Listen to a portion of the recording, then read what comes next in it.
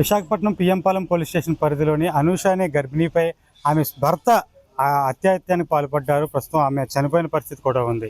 ప్రస్తుతం ఇది విశాఖపట్నం నగరంతో పాటు చుట్టుపక్కల ప్రాంతాలన్నింటిలోని సంచలనంగా మారింది. అసలు ఏం జరిగింది? నిన్న మొన్నటి వరకు ప్రేమించి పెళ్లి చేసుకున్న దంపతులు ఈ అగత్యానికి ఆ భర్త పాల్పడడానికి కారణం ఏంటి? ప్రస్తుతం పిఎంపాలెం పోలీస్ స్టేషన్లో బంధువులు తల్లిదండ్రులు అందరూ కూడా పోలీస్ స్టేషన్లో కేసు నమోదు చేస్తున్న పరిస్థితి అవుతుంది. బంధువులందరూ కూడా లోపల ఉన్నారు. ప్రస్తుతం స్నేహితులు మనతో ఉన్నారు. వాళ్ళని అడిగి తెలుసుకుందాం ఏం జరిగిందో. ఏం చెప్తారండి? ప్రేమించి పెళ్లి చేసుకున్నారు, తల్లిదండ్రులు కూడా తెలియకుండా చేసుకున్నారు. ప్రస్తుతం అమ్మాయి కూడా గర్భిణి, రేపు డెలివరీ డేట్ కూడా హాస్పిటల్లో ఈ రోజు డేట్ ఇచ్చారని చెప్తున్నారు. సడన్ గా నిన్న ఇద్దరి మధ్య ఏం జరిగింది? అసలు ఎంత ఈ ఘటనకి అసలు ప్రధానంగా అతను హత్య చేయడానికి ఏంటి కారణం అంటారు? అంటే వాళ్ళిద్దరూ రిలేషన్లో ఉన్నప్పటి నుంచి అయితే మాకు తెలియదు. గత 3 yearsగా అయితే మేము క్లోజ్. ఈ క్లోజ్ టైంలో ఏంటంటే మేము అబ్జర్వ్ చేసింది, తను చాలా మంచిది, బ్యాక్గ్రౌండ్ ఎవ్వరూ లేరు. డాడీ చనిపోయారు, మమ్మీ అంటే ఇంకా బెడ్ మీదే ఉంటారు. మమ్మీ, అక్క, బావ, అంతే. తన ఫ్యామిలీ అంతా, తన ఉన్న సరౌండింగ్ అంతా. తినికి చాలా పలుకుబడి ఉందని మాకు ముందు నుంచి చెప్పుకొస్తుంది. ఒకసారి ఏమైందంటే బెంగళూరులో ఉన్నప్పుడు వీళ్ళు తనకి అబ్బాయికి, గణేష్ అనే అబ్బాయికి మ్యాచెస్ రావడం, నాకు మ్యాచెస్ వస్తున్నాయి మనం చేసుకుందామని అదొక టార్చర్గా పెట్టడం. అప్పుడు ఆ టార్చర్ని సరే ఇంకేం చేస్తామని ఇంట్లో తెలియకుండా, ఇద్దరింట్లో తెలియకుండా డిసెంబర్లో మ్యారేజ్ చేసుకున్నారు. ఇది చేసుకున్న తర్వాత కొన్ని రోజులు మళ్ళీ ఇష్యూస్ వచ్చాయి. ఎలా అంటే హెయిర్ కట్ చేసి వాడు గణేష్ ఏదో చేయడం, ఇలా కొన్ని జరిగే వాళ్ళిద్దరి మధ్య. తర్వాత అనుకోకుండా ప్రెగ్నెన్సీ రావడం, ప్రెగ్నెన్సీ స్టార్టింగ్లో కూడా కొన్ని ఇష్యూస్ వచ్చాయి వాళ్ళకి. అదేంటంటే కొంచెం సార్ట్అవుట్ అవ్వడం. తిను సర్దుకుంటూ వచ్చేది. ఎంత ఫ్రీడమ్గా వదిలేదంటే ఆ గణేష్ని, మేము కూడా మా వాళ్ళని అంతగా మేము అంత ఫ్రీడమ్గా వదిలేదు. ఇప్పటికీ స్టిల్ నాకు తెలిసి నైట్ మాట్లాడాం మేము. నైట్ 11:30కి కూడా ఎంత బాగా మాట్లాడామంటే నవ్వుకుంటూ మాట్లాడింది.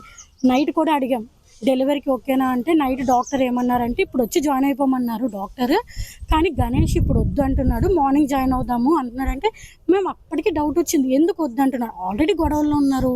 రెడీ టు డెలివరీ అయిన అమ్మాయిని ఎందుకు వద్దన్నాడంటే ఎవరికైనా వస్తుంది డౌట్. సో వచ్చింది, మేబీ మంచి రోజు కాదనేమో, నార్మల్ డెలివరీ అదే ఆపరేషనే కదా, రేపైనా చేసుకోవచ్చు అనుకున్నాడేమో అనుకున్నాం. మార్నింగ్ కాల్ చేసి చూస్తే వీళ్ళ కాల్స్ అందరూ ఉన్నాయి. ఆ కాల్ చూసేసరికి ఇంకా మేము ఎలా రియాక్ట్ అవ్వాలో కూడా, ఎలా చెప్పాడంటే లేదు పడిపోయింది, లో బీపీ వచ్చి పడిపోయింది, స్టెప్స్ దగ్గర ఇంటి దగ్గర పడిపోయింది అని చెప్పాడు. వీళ్ళందరూ వచ్చి చూసేసరికి బ్లాక్ అయిపోవడం, ఆ అబ్బాయి గణేష్ అనే అబ్బాయికి మెడంతా ఇక్కడ ఘాట్లు ఉండడం, ఇవన్నీ చాలా ఫైట్ చేసిందేమో అనిపిస్తుంది. ప్రతిసారి అబ్బాయిని చూస్తున్న ప్రతిసారి అనూష చాలా ఫైట్ చేసింది, బతకడానికి అనిపించింది నాకు. లైక్ అంటే హాస్పిటల్కి వద్దు ఇప్పుడు రేపే వెళ్దాం అనేసరికి కొంచెం డౌట్గా అనే అనిపిస్తుంది. మేబీ వాడే ఏమైనా చేశారేమో, కానీ తనే ఒప్పుకున్నాడు మార్నింగ్. నేనే అంటే ఒప్పుకోవడం అంటే డైరెక్ట్గా ఒప్పుకోలేదు, మళ్ళీ 3-4 రీజన్స్ చెప్పి, అన్ని రీజన్స్ చెప్పి ఆపేశాడు. అంతే, ఏదైనా అవ్వచ్చు అనేటట్టు చెప్పి ఆపేశాడు. అంటే వాళ్ళ ఇంట్లో తెలియకుండా పెళ్లి చేసుకున్నారు. ఇప్పుడు కూడా అబ్బాయి ఇంట్లో తెలియదని చెప్పి తెలుస్తుంది. రీజన్ ఏంటి? తెలుస్తుందంటే అబ్బాయికి బ్యాక్గ్రౌండ్ ఎక్కువ. ఎందుకంటే 2-3 times తినే చెప్పింది నాకు, వాళ్ళ నాన్న నుంచి బెదిరింపు కాల్స్ వస్తున్నాయి. వాళ్ళ నాన్న నుంచి అంటే వాళ్ళ నాన్నది వేరే ప్రపంచం, కొంచెం రౌడీ ప్రపంచం అనేటట్టు చెప్పింది నాకు. చెప్పడం అయితే అందుకే భయపడి మేము చెప్పలేదు అంది. ఫస్ట్ అంతా అబ్బాయి ఏం చేశాడంటే, వాడు గణేష్ అనే అబ్బాయి ఎన్సీసీలో జాబ్ అంట. గవర్నమెంట్ ఆఫర్ లెటర్ వచ్చినాక మనం చెప్పుదాము ఇంట్లో ఒప్పుకుంటారని. లెటర్ వచ్చినాకేమో ప్రెగ్నెంట్ అయ్యింది కదా, అదే సెకండ్ పీరియడ్లో ప్రెగ్నెంట్ కూడా అయింది. ఇప్పుడు చెప్తే కాదు, కొంచెం ప్రెగ్నెంట్ అంటే డెలివరీకి ముందు చెప్తే కొంచెం ఇంట్లో ఒప్పుకుంటారు అనేటట్లు ఉంచాడు.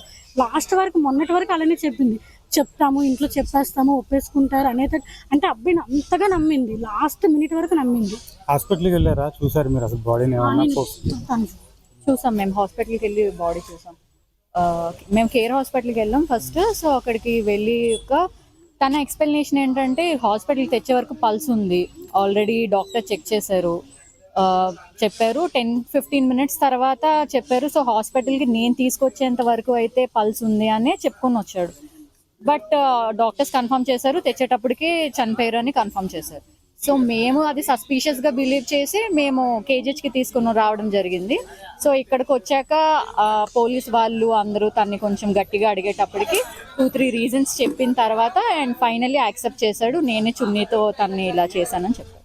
అంటే ఇలాంటి అబ్బాయి మోసం చేస్తున్నాడని చెప్పి స్టెప్ బై స్టెప్కి తెలుస్తుంది. సో అమ్మాయి ఏమైనా ఎప్పుడైనా ఫోన్ చేసి నేను మోసపోయాను అనేది మీకు ఏమైనా చెప్పినట్టు ఏమైనా? లేదు, అంటే మోసపోయాను అని ఏం చెప్పలేదు డైరెక్ట్గా. బట్ అంటే చిన్న చిన్న ఇష్యూస్ వస్తున్నాయి, గొడవలు వస్తున్నాయి. వద్దు అనుకుంటున్నాం అని కొన్నిసార్లు మాట్లాడిన సిచ్యువేషన్స్ ఉన్నాయి. బట్ వైఫ్ అండ్ హస్బెండ్ మధ్యలో కామన్ కాబట్టి సార్ట్ అవుట్ చేసుకుంటూ వచ్చారు.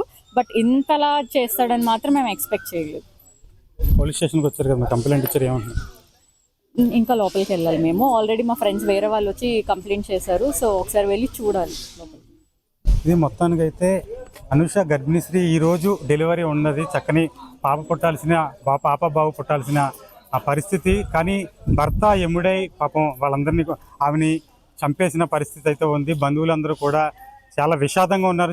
స్నేహితులందరూ కూడా హైదరాబాద్, బెంగళూరు, ఆమె గతంలో ఎక్కడైతే పనిచేసిందో అక్కడి నుంచి అందరూ కూడా ప్రస్తుతం ఇక్కడికి వచ్చారు. మార్చిరీకి వెళ్ళారు. ప్రస్తుతం మృతదేహం అయితే మార్చిరీలో ఉంది. రేపు మృతదేహానికి పంచనామా చేసి అక్కడి నుంచి మార్చిరీని బంధువులకు అప్పగించే పరిస్థితి ఉంది. ప్రస్తుతం బంధువులందరూ కూడా పిఎంపాలెం పోలీస్ స్టేషన్లో కంప్లైంట్ ఇవ్వడానికి వచ్చారు. దీని మీద సరైన విచారణ చేయాలంటూ పోలీసులను అయితే విజ్ఞప్తి చేస్తున్నారు. అసలు దీనికి కారణం ఏమిటి? కావాలని చంపేశారా? ఎంత మోసానికి బొడిగట్టిన అతనిపై చర్యలు తీసుకోవాలంటూ బంధువులు, స్నేహితులందరూ కూడా పోలీసులకి అయితే విజ్ఞప్తి చేస్తున్నారు. కెమెరామెన్ రాముతో మహేష్, బిగ్ టీవీ, విశాఖపట్నం నుంచి.